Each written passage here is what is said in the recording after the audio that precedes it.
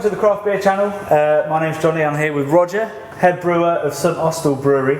I hear that this morning you were doing a tasting.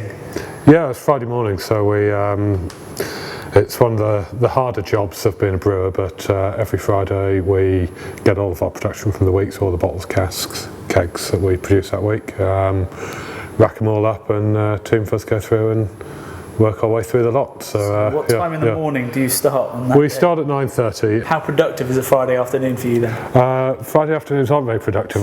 They're very good for filming, I believe. So it's always good that nice people come in and have a chat with me.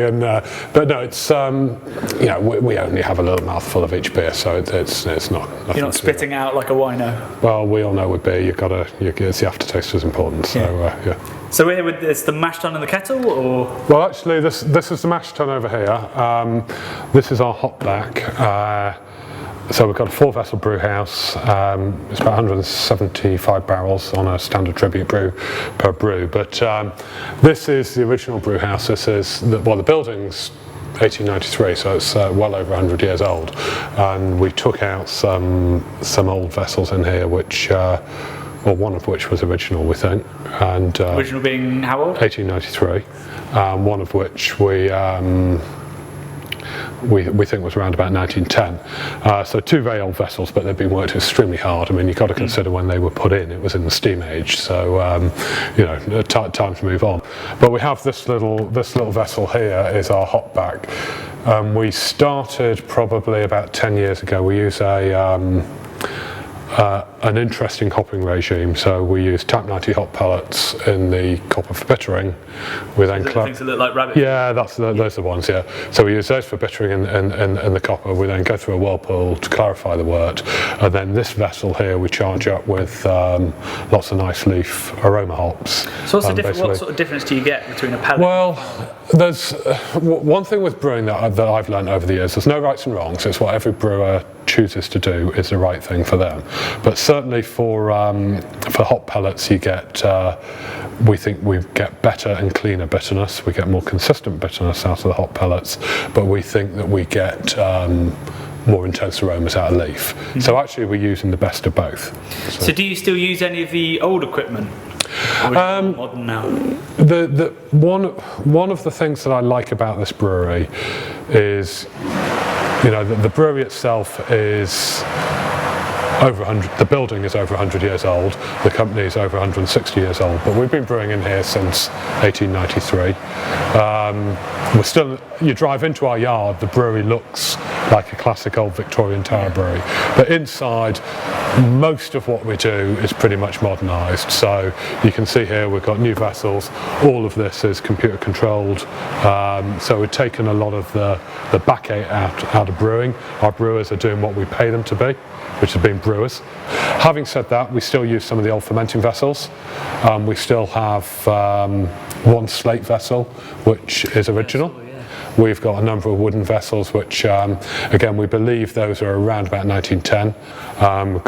Traditional dry grist mill upstairs, hop back here for the late hop aroma. Yeah, essentially, the basic flow through the brewery is as it has been for that period of time. All we've done is just gradually modernise and replace the equipment over the years. So you say that gives your brewers the opportunity to use their heads. So you're talking about the microbrewery rather? Microbrewery, yeah. The great thing with the microbrewery is it does give us the opportunity to develop, and it also gives us the opportunity to be experimental.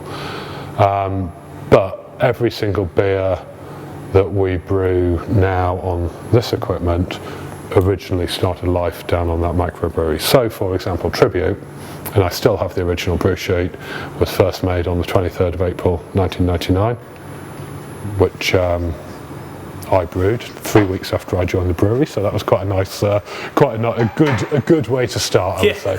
But Tribute's now a 60,000 barrel a year brand, but all that started off downstairs with its own Twitter account. There you go. So but Proper Job, Admirals Ale, Cloudy Ale, all those beers start life down there. The other great thing, so it's a great place to experiment. It's great for our brewers, myself included. The microbrewery is kind of back to basics. There's no automation down there at all.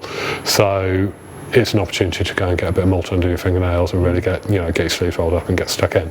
A lot of my life is sort of in meetings or spreadsheets and doing all the sort of the business stuff you have to do when you're running a brewery. Get your hands dirty, so yeah, and the best time for me, I have to be absolutely honest, to come in and brew on the microbrewery is on a Sunday. My phone doesn't ring, I'm not getting emails, I can just stick the radio on and come and make some beer, and that's a great way to spend a Sunday. So, that's something that I do. What's exciting? Well, I'm kind of famous because I like my Belgian beers. Right. So we recently, with Melissa Cole, actually, she came down to the brew with us and we made a saison, which we've got on in our visitor centre at the moment, the Trial Brew, and that is really, really nice and crisp and refreshing. I've got a Belgian double in there called Cardinal Sin, 8.5%. That's in the conditioning tank.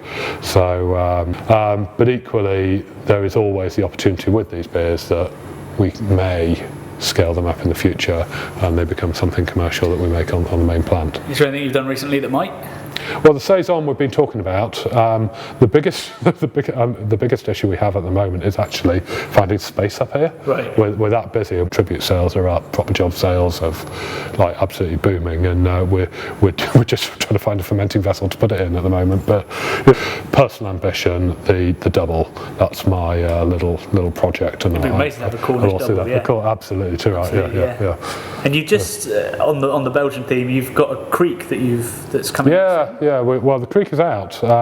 Again, it's only 900 bottles. So this is started off as our smuggler's barley wine that we put into oak casks. We concocted up a little inoculation of Brettanomyces and Pediococcus and inoculated the casks, left it for about a year and a half.